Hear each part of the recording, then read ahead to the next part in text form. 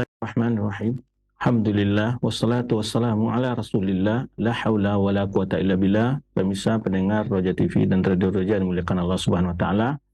Alhamdulillah, puji syukur kepada Allah Subhanahu wa taala atas segala limpahan rahmat dan karunia yang Allah beri kepada kita.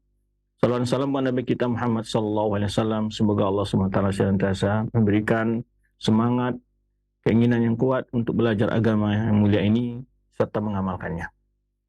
Pemirsa dan pendengar rahmati Allah Subhanahu wa taala, pembahasan kita adalah melanjutkan pembahasan kita masih membahas di mana faedah-faedah sejarah Islam kita sampai pada pembahasan yaitu masa kehidupan Syaikhul Islam Taimiyah.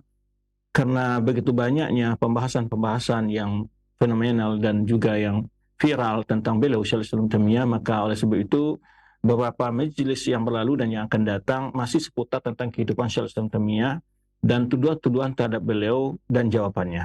Ya, maka karena untuk menjaga hak seorang muslim, jangankan bagi seorang ulama, seorang muslim saja bila kita tahu dia dituduh dengan sesuatu yang tidak benar, maka kita wajib menjelaskan dan menjaga kehormatan sama saudara kita.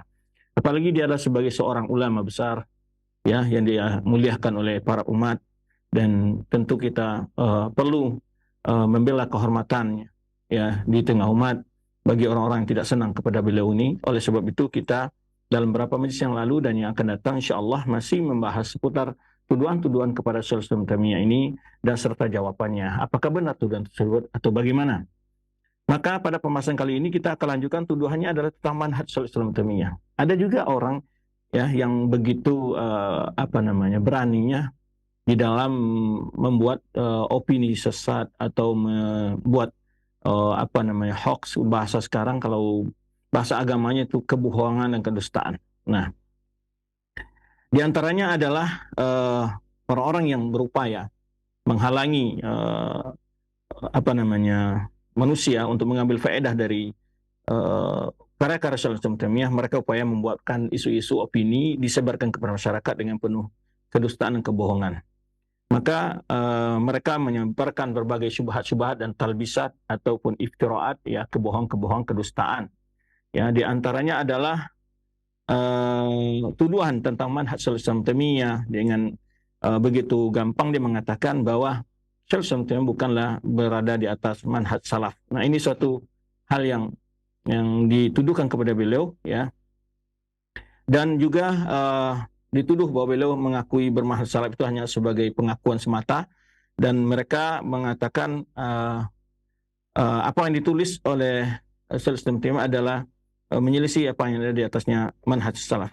Nah, kemudian menuduh bahwa Syaikhul Islam Taimiyah ya'tabiru ala ba'dil kutub al-musannafat al-manhula wal mukhtalaqah, ya. Mereka menuduh bahwa apa yang didukil oleh Syaikhul Islam Taimiyah dari kitab-kitab salaf tersebut adalah dengan kitab-kitab yang tidak bisa dipercaya atau kitab-kitab yang dipalsukan. Sebagaimana hari ini salah satu isu yang disebarkan oleh mereka adalah menuduh bahwa yang mereka sebut sebagai dakwah Wahabiyah memasukkan kitab-kitab ulama. Ya, itu salah satu tuduhan yang santer karena mereka mendapati kitab-kitab ulama yang ada di percetakan ternyata berbeda dengan apa yang mereka yakini. Jadi itu sesuai dengan apa yang diterangkan oleh para dakwah, para dai yang menyeru kepada manhaj salaf. Mereka setelah itu menuduh, oh, itu buku-buku yang telah di restorasi atau diadakan perubahan-perubahan, ya. Tetapi mereka tidak bisa membuktikan, ya, bahwa itu adalah suatu hal yang, karena kitab-kitab tersebut bukan hanya dicetak di negara-negara yang mereka tuduh sebagai negara Wahabi atau semacamnya. Nah, ini yang perlu kita lihat, ya, ketika orang-orang ahlul batil ini, ketika kita kesodorkan pada mereka buku-buku ulama bahwa kami adalah berpendapat sesuai dengan apa yang dipahami para ulama, mereka akan mengatakan, oh, ini kitab-kitab sudah tidak asli lagi, gitu. Tapi ketika diminta kepada mana yang aslinya, coba tunjukkan. Jangan-jangan kalian yang membuat suatu kebohongan terhadap ulama, gitu. Karena banyak sekali orang-orang yang menyimpang daripada manhaj para ulama itu, mereka menisbahkan perkataan, perbuatan, ini dikatakan imam ini. Ternyata tidak ada dalam kitab-kitab mereka. Nah, ketika kita sodorkan, ya, hal-hal pendapat ulama yang kita pegang dari kitab-kitab mereka, dari kitab-kitab akidah umpamanya, ketika mereka mengatakan, oh, itu pendapat ulama Ibnu Taimiyah, itu pendapat Muhammad Wahab. Nah, ketika kita rujuk kepada kitab-kitab sebelumnya, umpamanya kita lihatkan kitab Asy-Syari'ah al-Ajurri dalam masalah akidah umpamanya, kan, atau kitab Tauhid Karam Ibnu Manda, kitab Tauhid Karam Ibnu Huzaimah, atau kitab-kitab ulama yang lainnya seperti Syarh Ushul Fiqh Ahlussunnah wal Jamaah karangan Al-Lalakai ataupun Al-Ibana karangan Ibnu Battah, dan kitab sunnah karangan Khalal, sunnah karangan Abdullah bin Ahmad, kitab sunnah karangan Ibnu Abi Asim. Semua kita akidah yang musnada ini yang dinukil dengan sanad perkataannya ada sahabat dan tabi'in di dalam kitab-kitab tersebut. Senjata mereka adalah mengatakan nanti lagi, oh ini kitab sudah tidak asli lagi. Subhanallah. Nah ini juga sudah lama. Ini sudah lama ya di orang-orang yang ketika disampaikan kepada mereka ini perkataan sahabat, ini perkataan para ulama-ulama, perkataan Imam Ahmad, perkataan Syafi'i, perkataan Malik, perkataan Abu Hanifah umpamanya. Dan dinukil pendapatnya oleh para ulama, lah mereka salah satu senjatanya nanti adalah kitab itu telah dirubah. Namun ketika kita minta kepada mereka, mana kitab yang asli yang memang kalian katakan tidak dirubah, mana? Ya kan? Nah, itulah suatu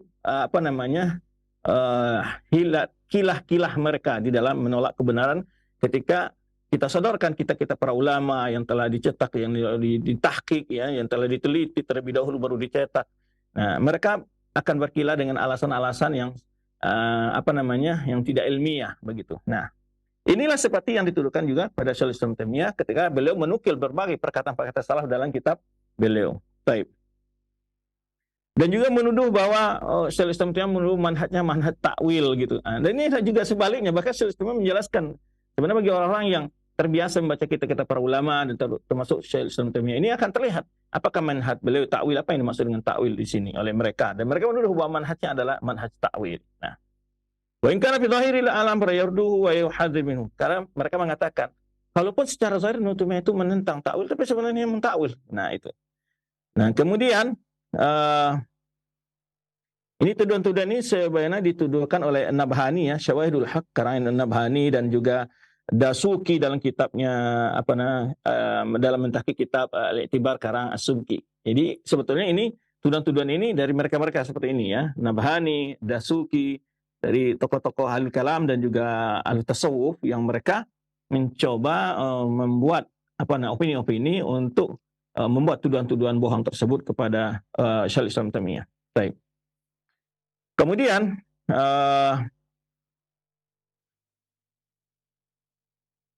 tuduhan-tuduhan yang lain adalah ya, jadi mengatakan bahwa dia mengambil dalil-dalil yang sesuai dengan hawa nafsunya dan meninggalkan dalil-dalil yang tidak sesuai dengan hawa nafsunya. Ini sebagaimana dituduhkan oleh seorang Al-Husani namanya ya, yang wafat pada tahun 829 dalam kitabnya Dabu Syubah min Syubahi wa Tafsir Al-Husani ya, dan juga tuduhan lainnya, fa inna hadza sya'nuhu idza wajada syai'an la masasa fihi lima ibtada'ahu ya. Dia mengatakan kalau inilah sebetulnya kepribadian Taimiyah, katanya dia begitu ya, inilah pekerjaannya biasanya begitu, maksudnya dia mengatakan hadza sya'nuhu, inilah perkaranya dia apabila mendapat sesuatu yang tidak menyentuh bid'ahnya, dikatakan itu dia ambil dan dia tidak menyalahkan. Apabila mendapat sesuatu yang berbeda dengan bid'ahnya, dia salah-salahkan. Nah, ini perkataan dari orang Al-Husani ini. Dan hal yang sama juga dikatakan juga oleh yang lainnya ya. Wa hadza sya'nuhu in wajada syai'an yuwafiqu hawahu. Jika dia mendapatkan sesuatu dalil atau perkataan ulama, dia akan diambil yang sesuai dengan hawa nafsunya. Nah, dan jika dia dia akan panjang lebar mensyarahnya. Jika mendapatkan sesuatu yang alaihi, maksudnya yang tidak sesuai dengan pendapatnya, dia akan meninggalkannya dan au hamalahu ala mahmalin, atau dia bawa pengertiannya dalam yu'rafu bi ahlun naqal hamlahu wa tadlisu, yang dimana para ulama akan tahu bahwa dia telah melencengkan pemahaman dalil tersebut. Nah, itu tuduhan dari mereka. Baik. Ini akan kita jawab ya. Dan antaranya tuduhan-tuduhan juga yang disebutkan tentang manhajnya di sini adalah menuduh wa membadau alaihi fi manhaji bi anhu ya'khudh bi khabril wahid fil i'tiqad. Itu hal yang disalahkan oleh mereka adalah ketika Syekhul Islam Taimiyah berhujah dalam khabar wahid dalam pembahasan akidah. Nah, karena ahlul kalam mereka tidak mau berhujah dengan kabar wahid dalam masalah akidah, ya. Padahal hampir 90% hadis dalam Sahih Bukhari itu adalah kabar wahid. Ya, kabar ahad itu maksudnya adalah dalam istilah muhaditsin adalah hadis-hadis yang mutawatir. Dan hadis-hadis yang mutawatir ini sangat sedikit sekali dibanding hadis-hadis yang ahad. Yang ahad itu maksudnya hadis sahih namun tidak sampai pada tingkat mutawatir. Yang mutawatir itu didefinisikan oleh ulama hadis adalah marawahu jam'an jam'in ya ismuhu yastahillu tawatu'uhum 'alal kadhib. Ya, sesuatu hadis yang diriwayatkan dari banyak jalan ya yang sangat mustahil akan terjadi kebohongan dalam meriwayatkannya.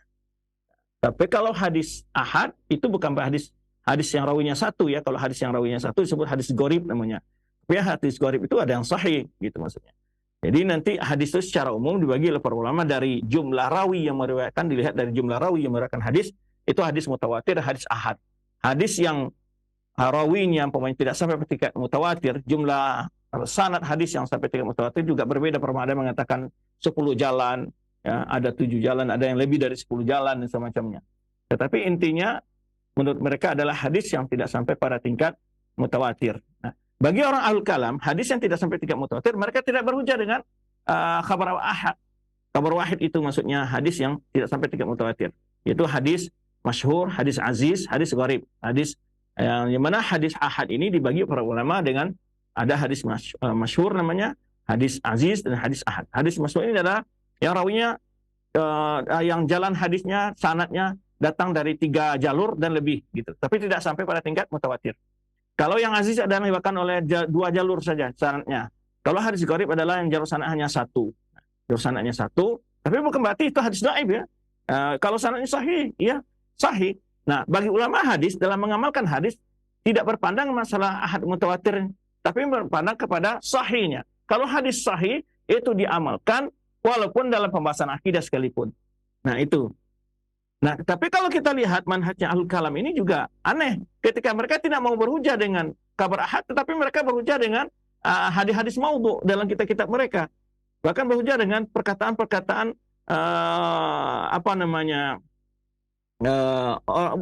ahli filsafat. Ya, inilah dari satu bentuk kebingungan mereka atau terjadinya kontroversialnya mereka dalam berfikir. Nah, baik, ini dituduhan. Tapi ya wa khabar wahid indahum la yubna alaihi syai'un min masail aqdiyah. Menurut orang ahli kalam ini bahwa kabar wahid itu tadi hadis yang diriwayatkan dengan jalur tidak sampai tingkat mutawatir itu tidak bisa mereka jadikan sebagai landasan untuk membahas akidah. Itu menurut pandangan mereka. Ya. Tapi mereka hanya ambil dalam bahasan hukum gitu. Di antara tuduhan lagi adalah tentang Syaikhul Islam Taimiyah adalah yaitu bahwa Syaikhul Islam Taimiyah adalah orang yang suka mengkafirkan orang yang berbeda pendapat dengannya. Nah, ini akan kita lihat juga apakah benar demikian ya. Nah, kita akan coba nih melihat. Yang pertama adalah membantah hal tadi. Harisal munawi'una li Ibnu Taimiyah ala id'afi siqatin nas bihi wa bi kalamihi. Orang-orang yang membenci Syaikhul Islam Taimiyah berupaya untuk menghilangkan kepercayaan manusia kepadanya dan terhadap pendapat-pendapatnya. Maka mereka membuat berbagai syubah ala manhaji. Mereka berupaya menyebarkan berbagai tuduhan dusta terhadap manhaj Islam Taimiyah ya, sebagaimana kama aqamuha ala ba'di tafsilat al-mu'taqad wa ma ikhtilafin katsir minhum ma'ahu fil mu'taqad kal asy'ariyah wal mutasawwifah wa ghairihim. Di mana mereka ya walaupun mereka di kelompok-kelompok tadi itu saling berbeda sama mereka secara rinci dalam memahami masalah i'tiqad, tetapi mereka bersatu dalam menolak pendapat dan pandangan Syaikhul Islam Taimiyah. Illa anam jami'an la yasmuduna amama al-haqa'iq. Tetapi mereka tidak berani berhadapan dalam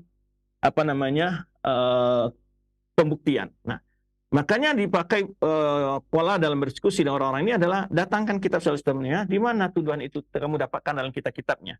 Fal mudda'i yutalab bi itsbati sidqi da'wahu. Orang yang menuduh ini diminta membuktikan ya tuduhannya. Wa dzalika bi radd kalam khasam. Itu dengan membuktikan di mana pendapat yang kamu katakan dia berpendapat A, B, C, D di dalam mana kitab-kitabnya.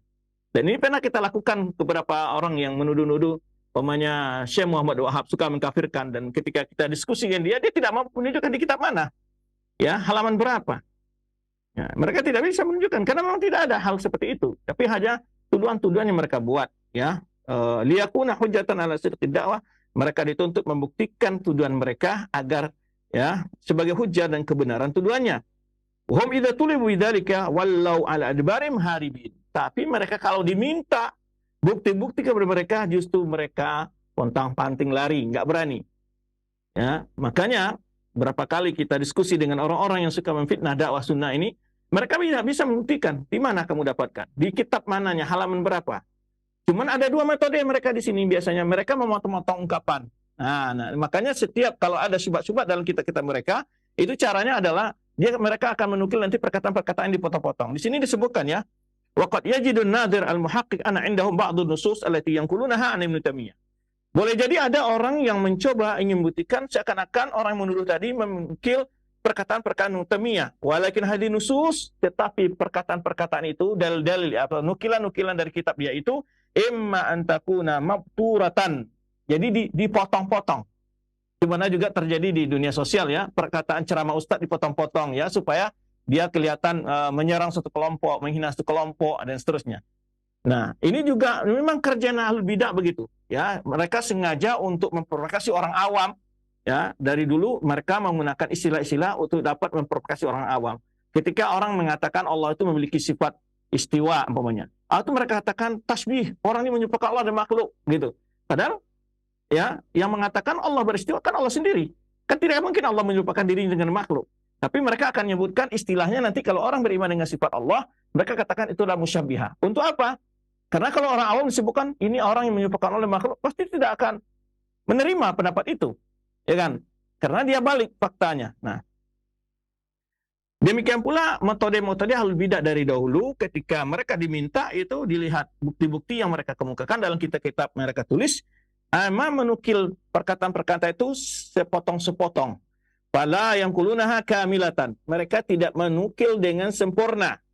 Fayaqa'al labas. Disitulah terjadinya kesalahan atau kebingungan atau terjadinya keraguan dalam memahami ungkapan tersebut. Aw yang kuluna wa hum la yafhamuna. Atau juga mereka menukil perkataan Ibnu Taimiyah atau ulama-ulama sunnah, tapi mereka nggak paham maksudnya. Mereka nggak paham maksudnya. Ya, tidak paham maksud yang sebenarnya. Bisa babil jahli, karena bodohnya mereka. Nah, contoh umpamanya, kalau di dalam hal ini banyak sekali ya. Ketika ulama-ulama kita mengatakan barang siapa melakukan bid'ah, dia sesat ada neraka, umpamanya. Itu kan sabda Rasulullah SAW berbunyi demikian. Ya, lalu mengatakan memahami, oh ini mengkafirkan.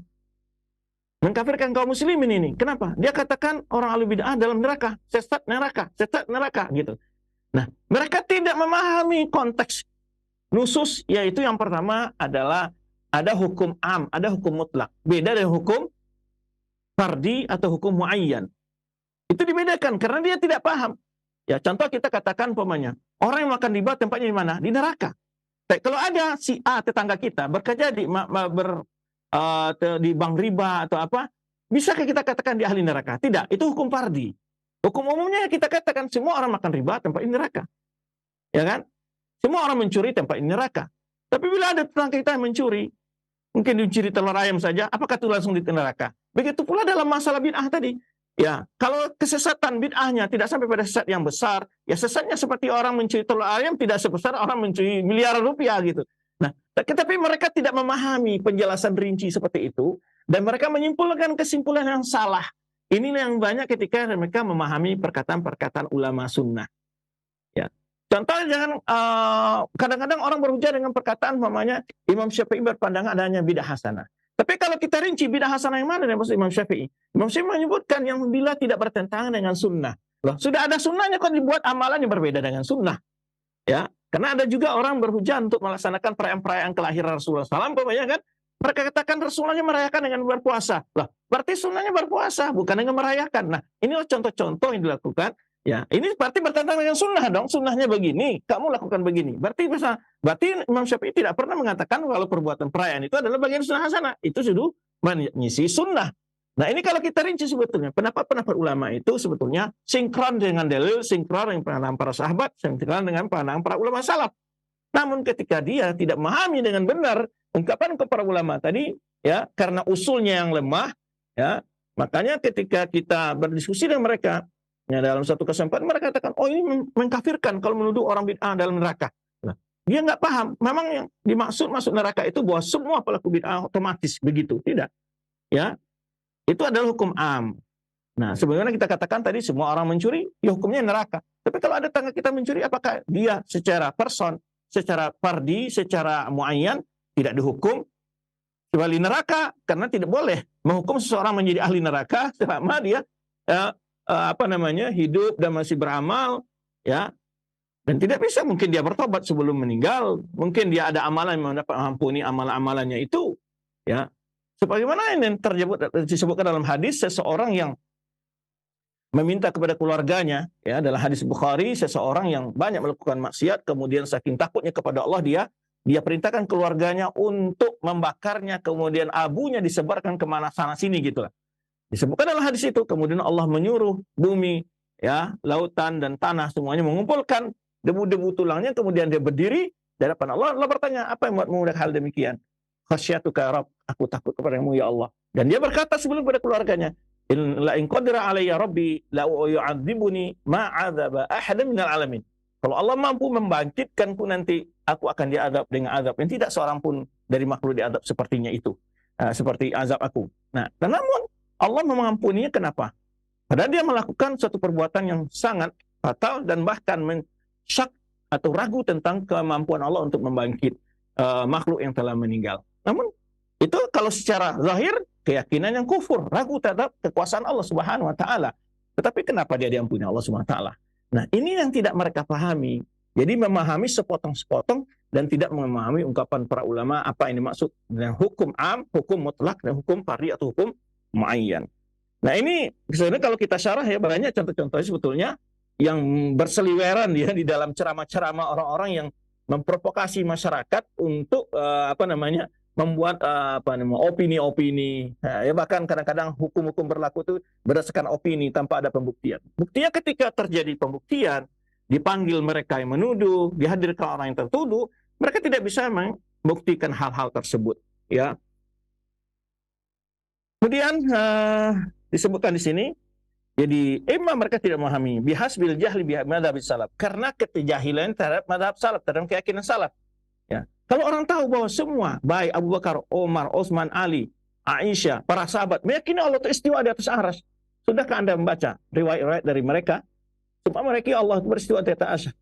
Dan yang pertama mentakwil istawa dengan istaula, kata Imam Baihaqi dalam kitab I'tiqadnya adalah orang-orang Mu'tazilah, orang-orang Jahmiyah. Dan tidak akan ada didapatkan satupun tafsir dari para sahabat Nabi, dari para tabi'in, atba'ut tabi'in tentang takwil istawa dengan istaula. Nah, inilah contoh-contohnya. Karena kekurangan ilmunya mereka dengan manhaj salaf, akhirnya mereka menyalahkan dalam pemahaman mereka yang tidak sesuai dengan pemahaman mereka. Baik.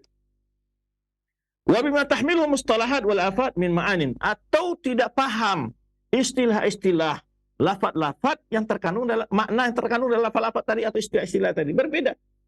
Ya, maka tadi kita katakan ada ulama itu membedakan antara hukum muayyan dan hukum mutlak, hukum am pamannya. Contohnya banyak sekali, ya. Ketika mengatakan pamannya orang yang berzina tempat di neraka, itu tidak mengkafirkan orang berzina.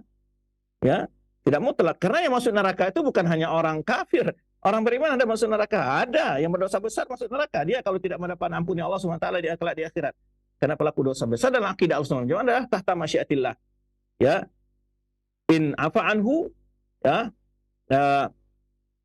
Jika Allah kehendaki, Allah ampuni.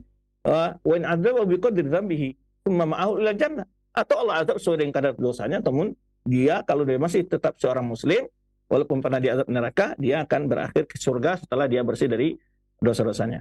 Nah, istilah-istilah seperti ini kan mereka tidak memahami. Seakan-akan kalau disebutkan sesat neraka itu langsung mengkafirkan.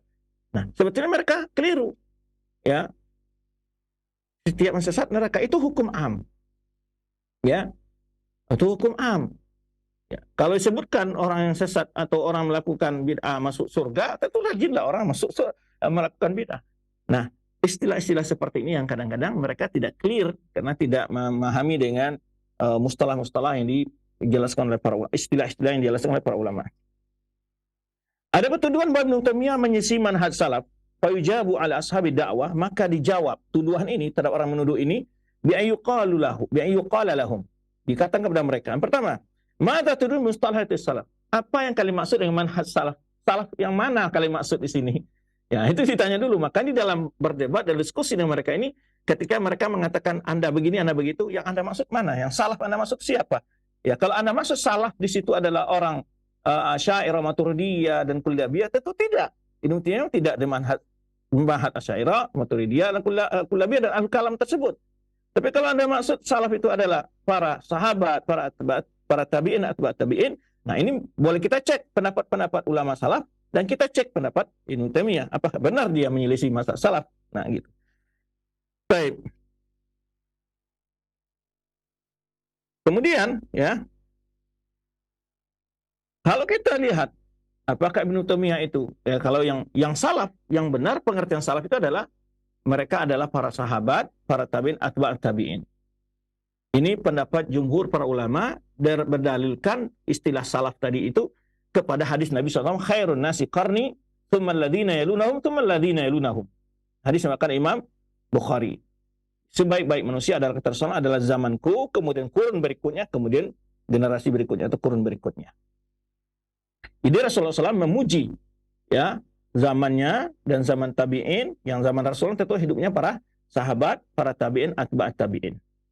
Pujian itu diarahkan bukan karena kehidupan duniawi yang mereka miliki, tapi adalah karena keimanan, ketakwaan, ilmu yang mereka miliki. Maka pujian itu maknanya adalah agar kita menjadikan mereka sebagai tauladan ketika ingin baik dalam beragama. Maka tidak ada contoh yang terbaik dalam beragama, ya, selain mereka.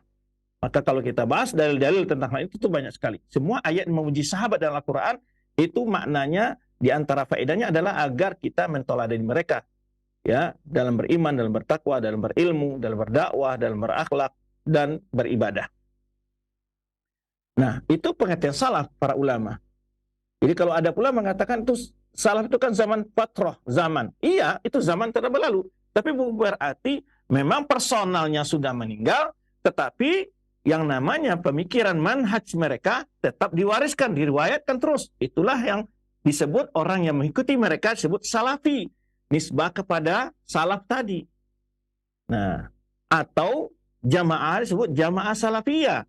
Disebahkan karena mereka disebut adalah manhaj yang mereka ikuti dalam memahami agama, pelajari agama, mengamalkan agama, mendakwahkan agama, berpatokan kepada pemahaman para sahabat, para tabi'in, dan para pengikut atba'ut tabi'in tersebut. Atba'ut tabi'in atau pengikut murid-muridnya para tabi'in. Nah itu. Ini clear istilahnya sebegitu sederhana sebenarnya. Ya, maka kita selalu di dalam menafsirkan ayat hadis mencoba apa yang diriwayatkan dari sahabat, apa yang diriwayatkan dari para tabi'in, apa yang diriwayatkan dari para ulama atba'ut tabi'in, ya, dan ulama-ulama yang mempergang dan paham mereka, apa yang mereka riwayatkan, apa yang mereka jelaskan tentang mana ayat, tentang penjelasan hadis. Nah, orang-orang yang selalu demikian dalam manhaj berilmunya, metode dalam memahami agamanya, itulah mereka yang berupaya mengikuti manhaj salaf. Manhaj yang menyelisih manhaj mereka disebutlah manhajul khalaf, manhaj yang terbelakang, ya, karena manhaj itu lahir setelah masanya para sahabat, para tabi'in, para atba' tabi'in. Atau lebih dikenal itulah manhaj al-mubtada', manhaj yang dibuat-buat dalam agama atau bid'ah. Baik. Kalau kita lihat kerang-kerang Syaikhul Taimiyah, kita beliau akan terbukti bahwa beliau selalu menukil pendapat para sahabat, para tabi'in dalam menjelaskan ayat Al-Quran, hadis-hadis, pembahasan-pembahasan yang perlu bahas dalam kitab-kitab beliau. Bahkan beliau, ya, fahadha min ajabil ajab, ya, satu hal yang sangat akan terheran-heran bagi orang membaca kitab beliau, ayyakuna syari lil mu'taqad salaf wal mustadillu lahu, ya, orang yang selalu menjelaskan akidah ulama salaf, yang berupa menjelaskan dalil-dalil akidah ulama salaf, mudafi anhu ala khilafi, ya, membantah orang-orang menyelisih akidah salaf, kemudian orang menuduh beliau sebagai orang yang mengikuti hawa nafsu, menuduh orang yang menyelisih manhaj salaf. Kan itu aneh, gitu. Jika orang-orang menuduh Ibnu Taimiyah dengan tuduhan ini, wal qailuna biha laysu ala muttaqid salaf, dan mereka tidak memegang manhaj salaf, kan mereka yang menuduh Ibnu Taimiyah tidak atas manhaj salaf, mereka sendiri tidak manhaj salaf. ya, falam yafhamuhu. Berarti mereka tidak memahami manhaj salaf itu karena mereka menganggap orang lain tidak bermanhaj salaf. Au fahimu wa lam yutabbiquhu, atau mereka paham tapi tidak mengamalkannya. Fa kaifa tuqbal minhum, bagaimana bisa diterima dari mereka tuduhan tersebut, ya, dengan tuduhan-tuduhan yang tidak berlandaskan bukti. Wa idza aradna tahaqquq al-amr min jihati Ibnu Taimiyah. Kalau kita ingin buktikan dari karangan-karangan Ibnu Taimiyah itu sendiri, akan jelas dari bagaimana dari sikap beliau dan perkataan beliau, ya, bahwa alladzi udhiya wa turida, bahkan beliau, ya, mendapat tantangan-tantangan berat dalam menyampaikan aqidatus salaf tersebut, ya.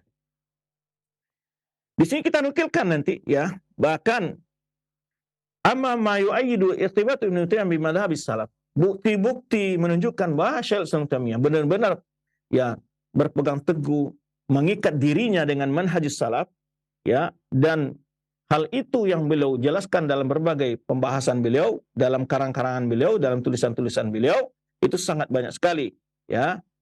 Famin manhajihi rahimallahu rabtun nas bi manhajis salaf. Di antara manhajnya Syekh Ibnu Taimiyah ini adalah mengajak orang untuk mengikuti manhaj salaf. Wa taqriru hadzal madhhab kullama sanahat fursah. Dan beliau selalu menjelaskan, mengokohkan setiap ada peluang untuk menjelaskan tersebut. Sa'unkana an tariqil ijmal, kadang-kadang dalam bentuk global, kadang-kadang dalam bentuk lebih rinci.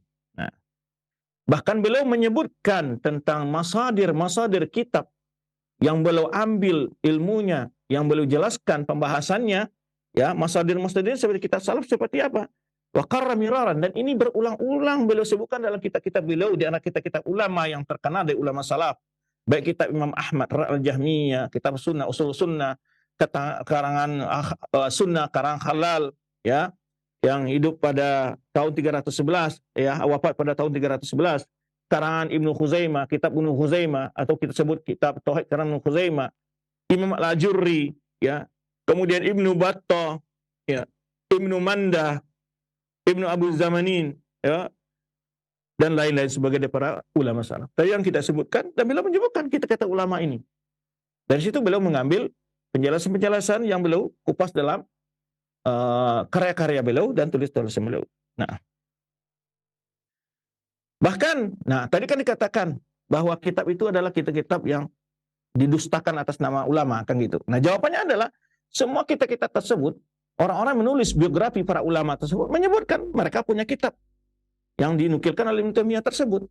Nah, ini membuktikan bahwa kitab-kitab mereka ditulis oleh Ibnu Khuzaimah, ditulis oleh Ibnu Mandah, ya, disebutkan apa saja kitab pernah ditulis di masa hidupnya. Bagi orang yang membaca biografi para ulama dalam kitab-kitab tarajum dan kitab-kitab biografi para ulama, akan terjelas hal itu. Ya, qabayan muhaqqiqah sihatan, bahkan kitab-kitab itu ditahqiq dengan ilmiah. Ya, bagi penisbahan kitab ini benar nggak, apa dalil-dalil bahwa ini adalah benar-benar kitab yang ditulis Ibnu Manda, ini kitab-kitab benar ditulis oleh Ibnu Khuzaimah. Itu dicari bukti-buktinya para ulama ketika mau mentahqiq kitab tersebut, ya. Kemudian fala yabqiyan al-makan li tashkik min syukakin fi sihhati nisbati. Tidak ada peluang bagi orang mencoba mengatakan bahwa kitab-kitab tersebut, ya, diragukan keasliannya, gitu. Karena orang yang membuat keraguan tersebut tidak punya dalil sama sekali yang mereka pegang untuk menyemparkan keraguan-keraguan tersebut. Apalagi ditambah lagi orang yang meragukan itu orang yang tidak sesuai keyakinan mereka dengan akidah salaf tadi, ya. Dan keraguannya dalam penisbahan, ya, keraguannya dengan benarnya penisbahan kitab itu pada para ulama-ulama itu jelas berdasarkan hawa nafsu mereka, ya. Karena tidak sesuai dengan pandangan dia, maka dia mengingkari kitab ulama tersebut. Baik.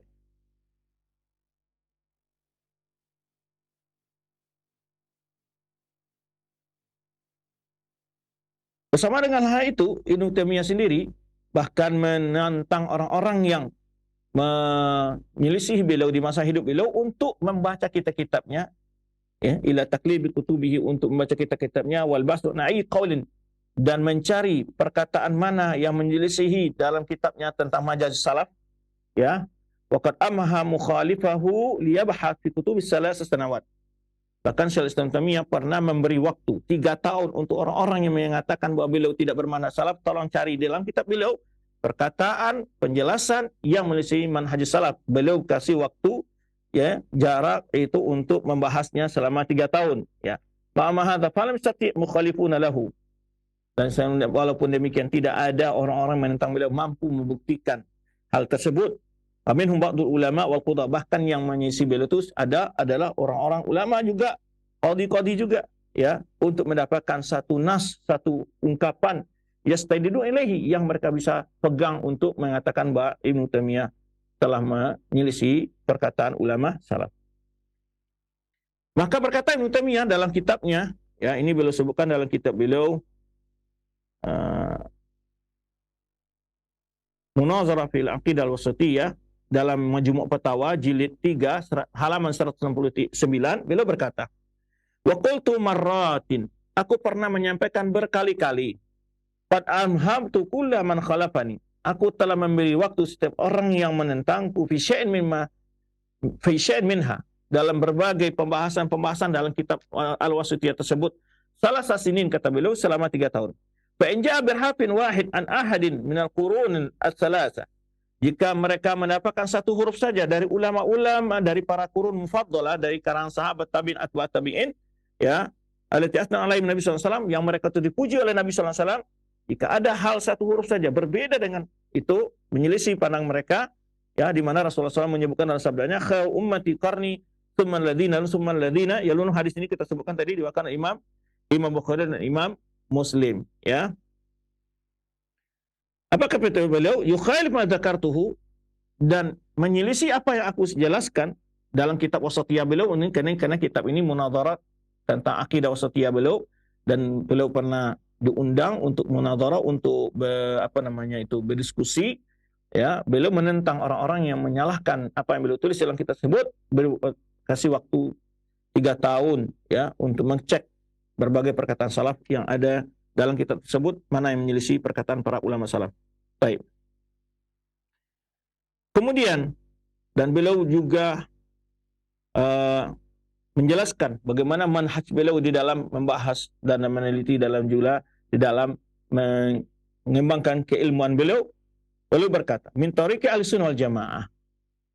Beliau sebutkan, ya, secara jelas dalam kitab beliau Al-Wasithiyah, Aqidah Wasithiyah, atau di dalam kitab Majmu' Fatawa jilid 3 halaman 157, beliau sebutkan apa nasihat beliau. Beliau mengatakan, wa min tariqi ahlussunnah wal jamaah, di antara metode ahlussunnah wal jamaah, ittiba'u athari Rasulullah SAW batinan wa zahiran, mengikuti athar, maksudnya ajaran Rasulullah, sunnah Rasulullah SAW, baik secara batin maupun lahir dan batin, itu berkata kita. Wa ittiba'i sabilil sabiqin, wa tiba'u sabilil sabiqin awalin minal muhajirin wal ansar, dan mengikuti jalannya, ya, as-sabiquna awalun, as-sabiqina awalin di sini maksudnya adalah para sahabat, generasi pertama dari umat ini, dari kaum muhajirin dan ansar. Itu beliau nasihatkan. Beliau mengajak kepada pemahaman para salafus saleh, ya, kaum muhajirin ansar. Maka beliau mengatakan, min tariqi ahli sunnah wal jamaati ittiba'u athari Rasulullah sallallahu alaihi wasallam batinan wa zahiran, wattiba'u sabilil sabiqin awalin minal muhajirin wal ansar. Itu di antara metode Ahlussunnah wal Jamaah dalam beragama itu adalah, atau jalannya Ahlussunnah wal Jamaah itu adalah mengikuti sunnah Rasulullah SAW, athar Rasulullah SAW, ajar Rasulullah SAW, sunnah Rasulullah SAW, baik secara lahir maupun batin, dan mengikuti as-sabi, jalannya para umat-umat yang terdahulu, atau umat yang terdahulu maksudnya adalah umat yang para sahabat, para tabi'in dan atba' tabi'in, ya. Maka beliau menyebutkan sini as-sabiqin awalin minal muhajirin wal ansar. Dan juga beliau menyebutkan, menegaskan, beliau mengatakan, amal i'tiqad fala yu'khadhu anni, adapun keyakinan akidah bukan diambil dari aku, dan tidak pula dari orang, wala an man akbara ala wala an man huwa akbaru minni, tidak bukan pula orang yang lebih dewasa dariku, ya. Lalu mengatakan, bal yu'khadhu anillah, akidah itu diambil dari Allah, dari Al-Quran, wa rasulihi, dari sunnah Rasulullah SAW, wa ma ajma' alaihi salaful ummah, dan apa yang menjadi kesepakatan salaful ummah dari para ulama salaf. Fama kana fil Quran wajib i'tiqadu, semua yang disebutkan Al-Quran wajib kita yakini. Demikian pula apa yang terdapat dalam hadis-hadis yang sahih. Itulah pernyataan beliau, dinukil sebagian di sini, ya, bagaimana komitmennya beliau agar berpegang Al-Quran Sunnah sesuai pemahaman salaful ummah. Dan juga beliau berkata, wa antum ta'lamuna aslahakumullah, ya, kalian semua tahu, semoga Allah memperbaiki kalian semuanya. Anna sunnata allati yajibu ittiba'uha, bahwa sunnah yang wajib kita ikuti, wa yahmadu aluha, yang dipuji orang yang menjalankannya, wa idhamman khalafaha, dan dicela orang yang menyelisihinya, ia sunnatu Rasulillah, adalah sunnahnya Rasulullah, fi umuril i'tiqadat, baik dalam perkara-perkara keyakinan, wa umuril ibadat, dalam masalah-masalah ibadah, wasair umuri diyanat, dan pembahasan-pembahasan masalah-masalah agama lainnya. Wa dzalika innama yu'rafu bi ma'rifati ahaditsin Nabi sallallahu alaihi wasallam. Hal itu hanya bisa diketahui dengan belajar, ya, mengetahui hadis-hadis Nabi sallallahu alaihi wasallam ats-tsabita anhu, yang diriwayatkan secara sahih dari Rasulullah sallallahu alaihi wasallam, fi aqwali af'alihi, dari perkataan maupun perbuatan beliau. Wa ma tarakahu min qaulin wa amal, dan apa yang ditinggalkan oleh Nabi sallallahu alaihi wasallam baik berupa perkataan maupun perbuatan. Summa makana as-sabiqun, kemudian apa yang menjadi pegangan as-sabiquna wat tabi'un, itu para sahabat dan para at-tabi'in, lahum bi ihsanin. Ini yang dimaksud, beliau mengambil ini dari surah At-Taubah ayat 100 yang sudah sering diulang-ulang oleh para ustadz, ya, as-sabiqunal awwalun was-sabiqunal awwalun minal muhajirin wa ansar walladzina tabauhum bi ihsanin radhiyallahu anhu wa radu anhu. Baik. Wa ja'ala rahimahullah manhaj al-sunnah jamaah annahum, bahkan Syekh Islam menyebutkan manhaj al-sunnah jamaah itu dah, bahwa mereka itu dah yaj'aluna kalam Allah wa kalam rasulih wal asl. Mereka yang menjadikan perkataan Allah dan perkataan Rasulullah SAW itu adalah dasar yang mereka jadikan pijakan, pegangan yang mereka jadikan sebagai pegangan. Wa ilayhi yuraddu man tanaza'an nasu fihi, dan kepadanya lah dikembalikan perkara-perkara yang terjadi perselisihan di tengah manusia dalam masalah tersebut. Fama wafaqahu kana haqqan, apa yang sesuai dengan Al-Quran dan Sunnah itulah yang benar. Wa ma khalafahu kana batilan, apa yang menyelisihinya itulah yang batil. Baik.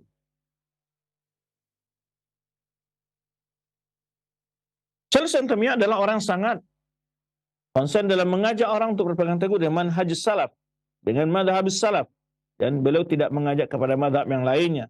Walidhalika angkara rahimallahu ala man zama annahu yad'u ila al-madhhab al-hambali. Karena itulah beliau pernah mengingkari, yang menuduh beliau orang yang mengajak kepada madhab Hambali. Ya, dituduh beliau bahwa orang ini adalah mengajak orang untuk kepada madhab Hambali. Beliau berkata, ma jama'tu ila aqidat as-salaf. Aku tidak mengumpulkan dalam kitab-kitabku, dalam tulis-tulisan kecuali akidah salaf. Jami'ihim, ya, seluruhnya. Laisa li Imam Ahmad ikhtisas bihada. Ya, ini bukan kekhususan Imam Ahmad. Dalam masalah akidah-akidah yang aku jelaskan, bukan khususnya Imam Ahmad dalam hal ini. Ya, bukan berarti Imam Ahmad beda akidahnya Imam Syafi'i dengan Imam Ahmad. Tidak. Ini bukan kekhususan yang, ya, di Imam Ahmad. Sehingga dikatakan apa yang dijelaskan adalah itu hanya mazhab Hambali. Karena hari ini juga ada. Hari ini juga ada orang mengarang kitab mengatakan bahwa mazhab salaf itu maksudnya adalah mazhab Hambali. Mereka kata adalah mazhab Hambali.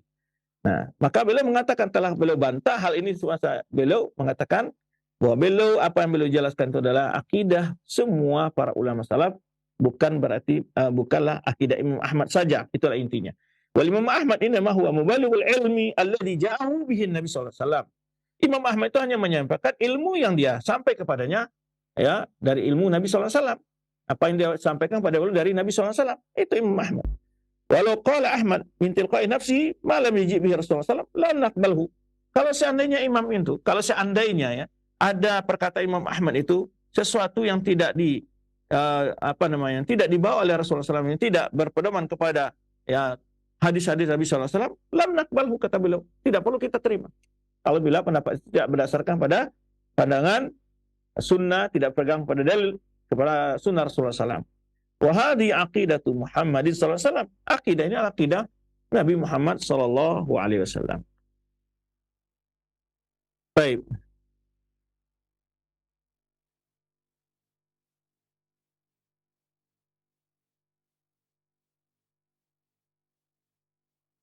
Kemudian beliau menjelaskan juga kenapa ada pernyataan bahwa Imam Ahmad adalah Imam Ahlus Sunnah.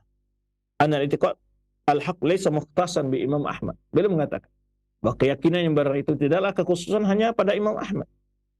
Adapun keyakinan yang benar dan sunnah dinisbahkan kepada beliau adalah Ya, wa ja'alahu imam ahli sunnah. Kenapa disebut Imam Ahmad itu imam ahli sunnah? Likaunihi adhara sunnah wa bayyanaha fi waqti fitnati qauli bi khalqil Qur'an. Karena beliaulah yang menegakkan sunnah dan menjelaskannya pada waktu terjadinya fitnah khalqil Quran. Fitnah khalqil Quran ini yang dimaksud adalah yaitu fitnah dipaksanya semua ulama Ahlussunnah wal Jamaah untuk mengatakan Al-Quran itu makhluk, bukan kalam Allah. Karena orang-orang Mu'tazilah mengatakan kalam Allah, Al-Quran kalam Allah, tapi makhluk. Itu kan mengatakan. Nah, pada saat itu munculnya madzhab Mu'tazilah, mereka menguasai qadi-qadi, para qadi, banyak orang-orang Mu'tazilah, mereka memaksa ulama-ulama Ahlussunnah untuk menyatakan Al-Quran itu adalah makhluk. Termasuk Imam Ahmad yang bertahan, yang sabar ya dalam menghadapi fitnah ini dan tetap berpegang teguh menyatakan Al-Quran adalah kalam Allah bukan makhluk adalah Imam Ahmad. Karena itulah beliau dinisbahkan padanya Imam Ahlussunnah, bukan beliau yang menciptakan akidah Ahlussunnah wal Jamaah. Ya. Jadi istilah Ahlussunnah wal Jamaah sudah lahir sebelum adanya Abul Hasan Asy'ari, karena ada pula yang berkatakan bahwa Imam Ahlussunnah itu Abu Hasan Asy'ari saja. Tidak. Memang dia di antara ulama Ahlussunnah, tetapi bukan dia yang pertama membuat akidah Ahlussunnah wal Jamaah. Ya. Dan Abu Hasan Asy'ari sebenarnya dijelaskan oleh para penulis biografi beliau bahwa beliau sebelumnya berada selama 40 tahun dalam akidah Mu'tazilah. Setelah itu beliau tobat dari akidah Mu'tazilah tersebut. Baik. Wa illa fasunnatus satu Nabi SAW. Ya. Bukanlah dialah yang memulai menciptakannya. Ya, sunnah adalah sunnah, yang maksud ada sunnah Nabi SAW. Fa'asdaqul kalami kalamullah, perkataan yang paling benar adalah perkataan Allah. Wa khairul hadi Muhammad SAW, sebaik-baik petunjuk adalah petunjuk Nabi Muhammad SAW. Wa kullu maqalahul Imam Ahmad wa huwa qaulu imma qablahu kamalik. Apa yang disampaikan oleh Imam Ahmad juga pendapat para imam-imam sebelumnya seperti Imam Malik. Nah, itu ya adalah pendapat Imam Malik, Tsauri, Auza'i, Hamad bin Zaid, Hamad bin Salama, wa huwa qaul tabi'in, ada perkataan para ulama tabi'in, wa qaul sahabat, dan perkataan para sahabat Nabi qabla haula'i alladziina akhadhu an Nabi sallallahu alaihi wasallam, yaitu ya yang mereka dengar langsung dari Nabi sallallahu alaihi wasallam. Juga Ibnu Taimiyah menyebutkan ketika menjelaskan bahwa Imam Ahmad itu adalah Imam Ahlussunnah, bukan berarti juga kata beliau di sini boleh taklid kepada beliau dalam usuluddin.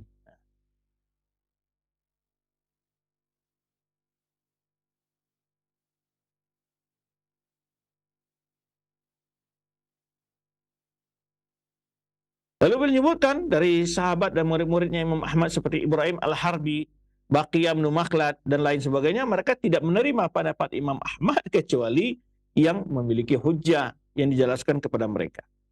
Dengan ini jelas bahwa Ibnu Taimiyah adalah muwafiqun lima alaihi salaf minal i'tiqadil haq.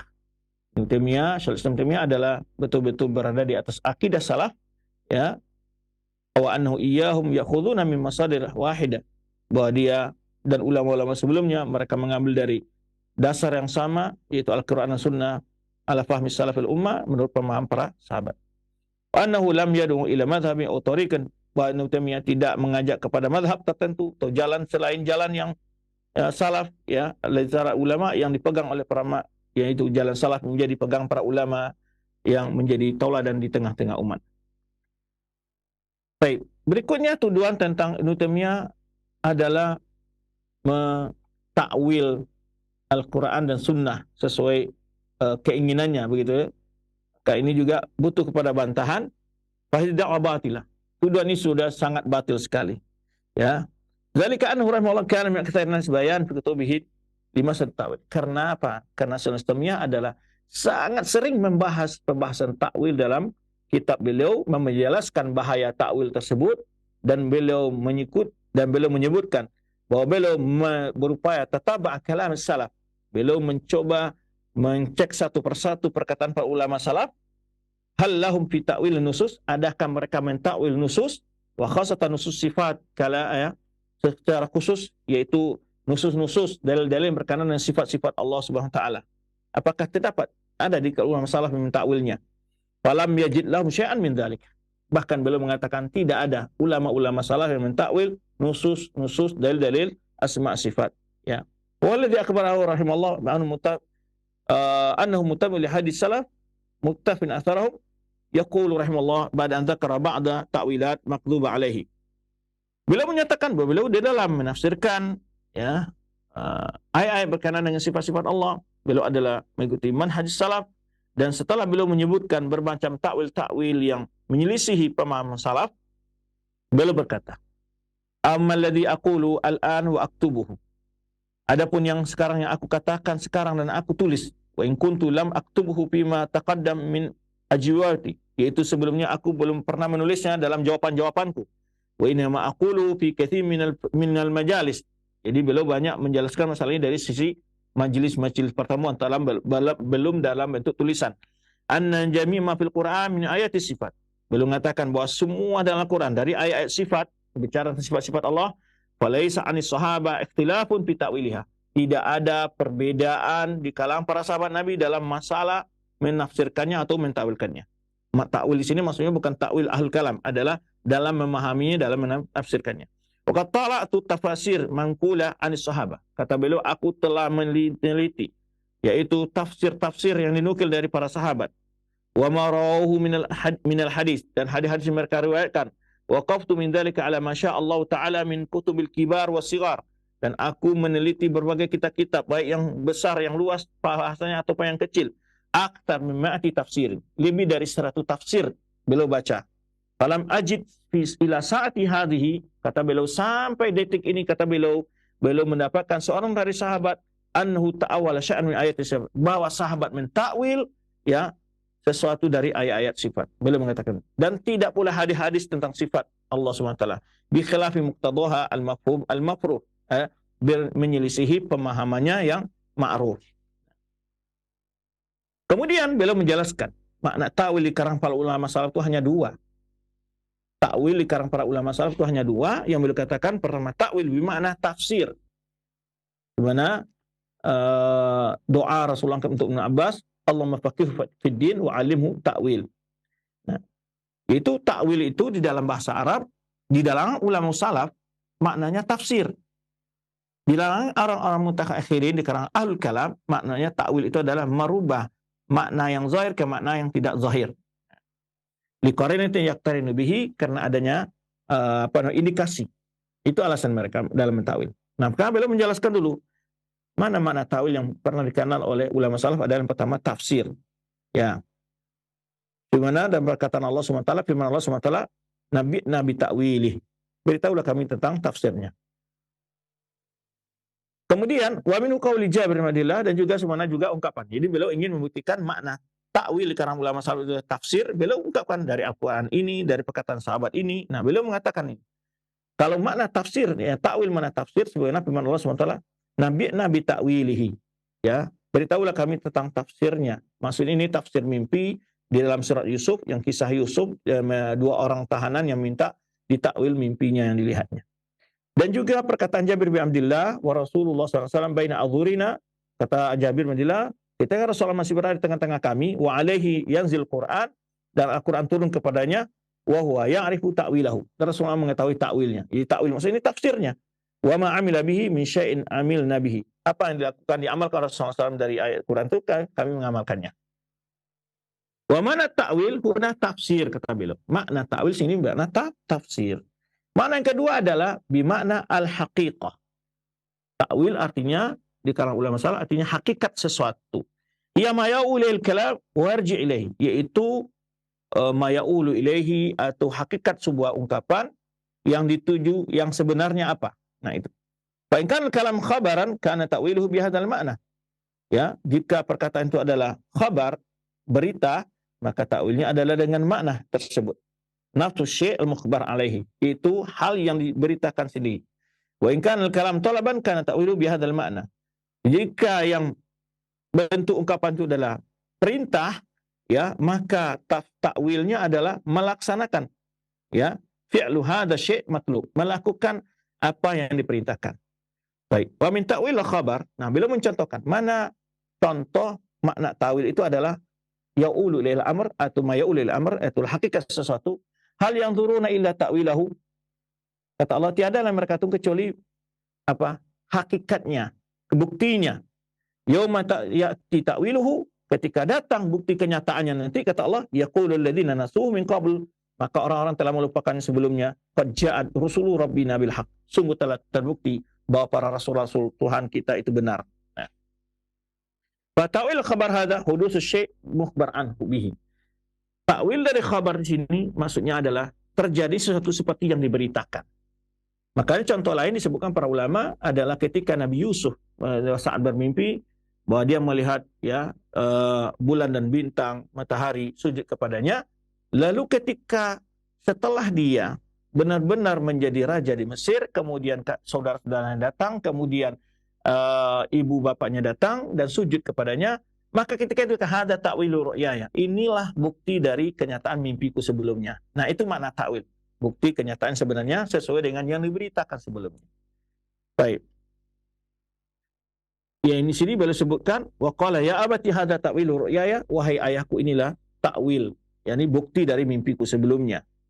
Qad ja'alha rabbi haqqan, sungguhnya Rabbku telah menjadi bukti, kenyataan. Baik. Adapun takwil yang dalam bentuk tuntutan, ya, bentuk tuntutan, takwilnya apa? Itu melaksanakan yang dituntut, yang diperintahkan itu. Cuman perkataan Aisyah ketika menyebutkan tentang bacaan Nabi SAW ketika ruku dan sujud, subhanakallahumma rabbana, ya, wa bihamdik Allahumma firli. Apa kata Aisyah? Ya ta'awal Quran, bahwa Rasulullah SAW itu adalah ingin mengamalkan apa yang diperintahkan oleh Al-Quran. Ya'malu bihi. Artinya dia melakukan perintah yang disebutkan Al-Quran untuk bertasbih dan istighfar. Kemudian setelah yang menyebutkan dua macam takwil yang diriwayatkan dari salaf itu, pertama artinya tafsir, yang kedua adalah artinya hakikat yang diberitakan sebenarnya, hakikat sebenar sebagaimana yang diberitakan, ya. Kemudian wa yakun wujud takwil aidan fil qalbi huwa wujud dhihni lafzi rasmi, ya, lafzi rasmi fil lisan wal kitab. Amma makna tsani fa ta'wil fi nafsul amr mawjuda fil kharij sawa'an kana madhiya aw mustaqbala wa yakun ta'wil min babil wujud al-aini al-kharij. Kemudian kami menjelaskan perbedaan antara dua takwil yang disebutkan di si ulama salaf tadi, antara takwil bermakna tafsir dengan takwil yang artinya adalah bukti kenyataan dari sebuah berita. Bi anal ma'na al-awwal yakun ta'wil fi bi ma'na al-ilm. Maka tafsir, arti takwil tadi yang bermakna tafsir, maka maknanya ayakun ta'wil fihi, artinya adalah ilmu wal kalam, ya, ilmu wal kalam, ilmu dan penjelasan. Katafsir wa syarah wal idah. Itu maksudnya adalah penjelasan dan keterangan. Menjelaskan ayat Al-Quran, tafsirnya apa. Wa yakun wujud ta'wil aidan fil qalb. Dan boleh jadi takwil itu ada di dalam hati atau di dalam pikiran, ya, atau diungkapkan dalam lisan atau dalam tulisan. Ada pemakna yang kedua tadi, takwil yang artinya adalah hakikat sesuatu yang terbukti dari sebuah berita tadi, ya, al-mawjud fil kharij, sawa'an kana muadiyah, atau yang berlalu atau yang akan datang, maka takwilnya adalah min babil wujud aini, itu kenyataan yang terjadi sebenarnya, ya. Fa takwil kalam, maka takwil kalam maksudnya takwil di situ adalah al-haqaiq as-sabitah fil kharij, itu kenyataan yang sebenarnya terjadi di alam nyata, atau kejadian itu seperti yang dilihat atau diberitakan sebelumnya. Sebagaimana tadi contohnya Nabi Yusuf di saat bermimpi mengatakan dia melihat bulan, bintang, bulan, matahari dan bintang-bintang sujud kepadanya. Namun takwilnya apa? Ya, takwilnya setelah dia menjadi raja, kemudian datanglah orang tuanya ke sana dan saudara-saudaranya, baru dia itu sujud aneh. Inilah takwil mimpiku yang dahulu. Itu kenyataan, maksud takwil di situ adalah kenyataan sesuai dengan apa yang diberitakan. Kemudian setelah itu baru menyebutkan wa hadzal ma'nayani la yadhamu. Kedua takwil dalam pengertian yang dipahami oleh ulama salaf tadi itu tidak diingkari oleh Syaikhul Islam Taimiyah, ya, kama yukiru bihi salaf saleh, sebenarnya yang dikenal di kalangan para ulama salafus saleh. Yang diingkari Syaikhul Taimiyah adalah yaitu ma hadatha 'inda mutakallimin ta'rif salis, yaitu ada pengertian yang ketiga dari pengertian takwil. Lam yakun ma'rufan inda salaf, yang mana pengertian ini tidak pernah dikenal di kalangan para ulama salaf sebelumnya. Nah, ini yang beliau ingkari. Baik.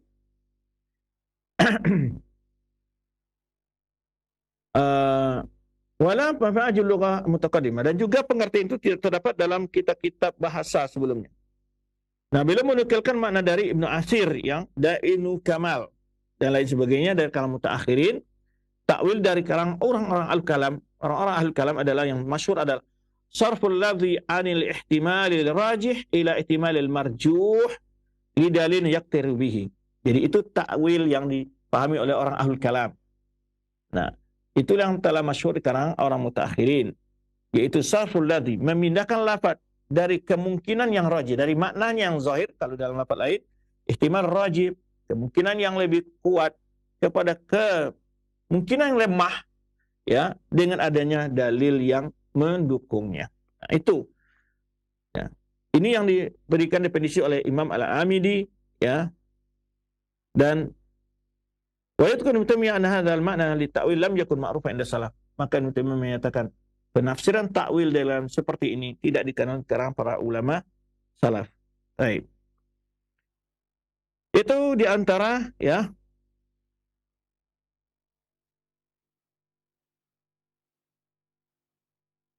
yang dapat kita jelaskan sekarang, berapa tuduhan. Yang pertama, tuduhan bahwa beliau tidak berpegang manhaj salaf, atau tuduhan beliau mengingkari takwil. Sudah kita jelaskan takwil mana yang beliau ingkari, takwil mana yang beliau lakukan. Kalau makna takwil dalam makna yang dipahami oleh ulama salaf itu tafsir dan hakikatul kalam, maka beliau menjelaskan takwil itu. Tapi kalau takwil yang beliau ingkari adalah takwil yang ditafsiri, yang dipahami oleh para ahlul kalam. Itu aja ringkasan kita. Wallahu a'lam bishawab. Teman-teman di studio mini, di studio Raja Silensi, dan juga para pemirsa dan pendengar semuanya.